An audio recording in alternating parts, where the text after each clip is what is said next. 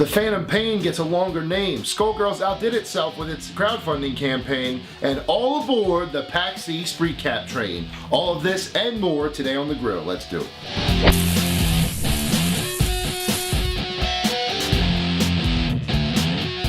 Hello and welcome to the March 30th installment of GamerNode.com's Hot Off the Grill. Senior editor Jason Fanelli is here once again, fresh from PAX East, luckily immune to the PAX plague this year, ready to bring you the biggest gaming news of the past week.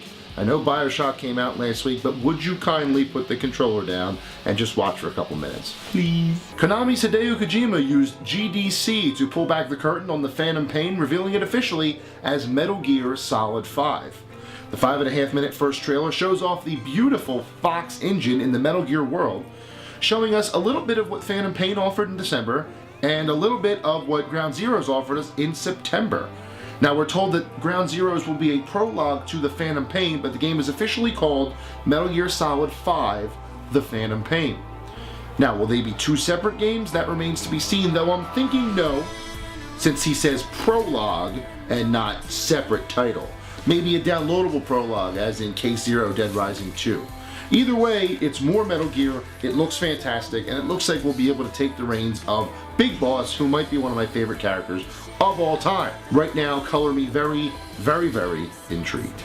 Lab Zero Games recently announced the final tally for its crowdfunding campaign for its fighter Skullgirls, and the results beat any and all expectations from both the fans and the company.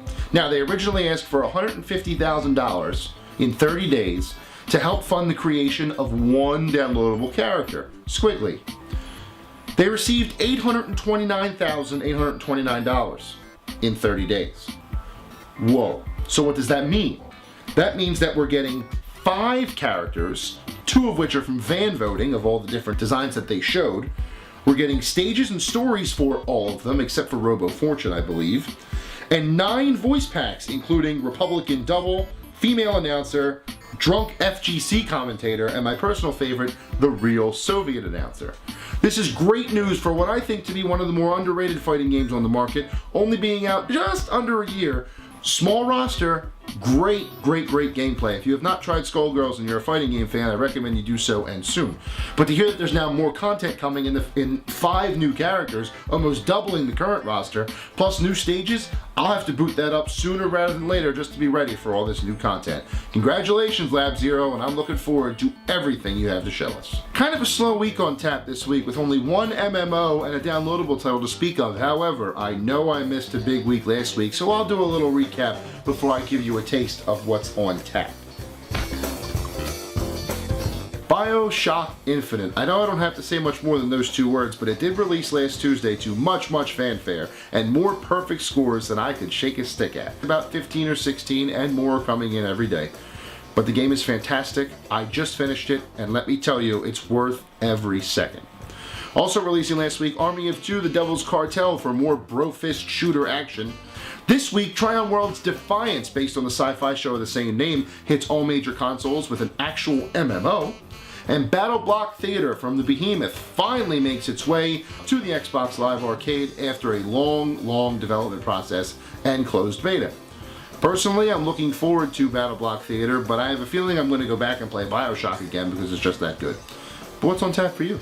So PAX East 2013 was last week, and 5, count them, 5 GamerNode representatives were on that floor checking out everything there was to see. We had me, we had Eddie, we had Mike, we had Greg Galiffa, and then we had my brother Mike Jaszczak moonlighting as our camera guy.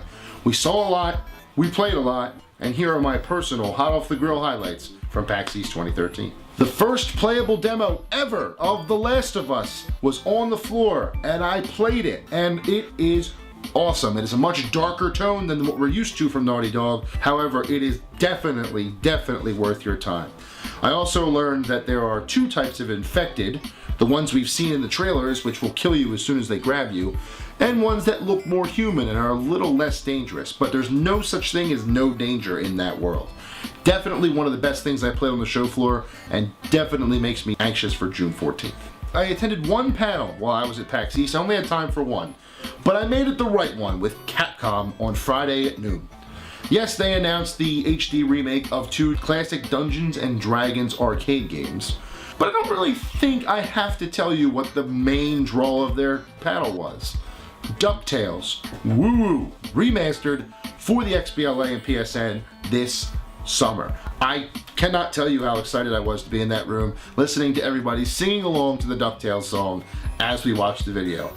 Definitely one of the biggest highlights of the show. Another one, Saints Row 4, dubstep gun. I don't really have to say much more than that. Dubstep gun. Kill people with dubstep. I mean, there's plenty more to see about Saints Row 4, but that really sticks out. Couple of indie titles that caught our eye. Outlast was one of Eddie's favorite games of the show, just because it's one of those games that'll scare the hell out of you, so I didn't play it. Sorry about that. And Guncraft, which is exactly what it sounds like, Minecraft with guns, but it's a lot more than just a copy. I really enjoyed my time with Guncraft, and I really hope that game comes out soon. Exacto, you got a good thing going.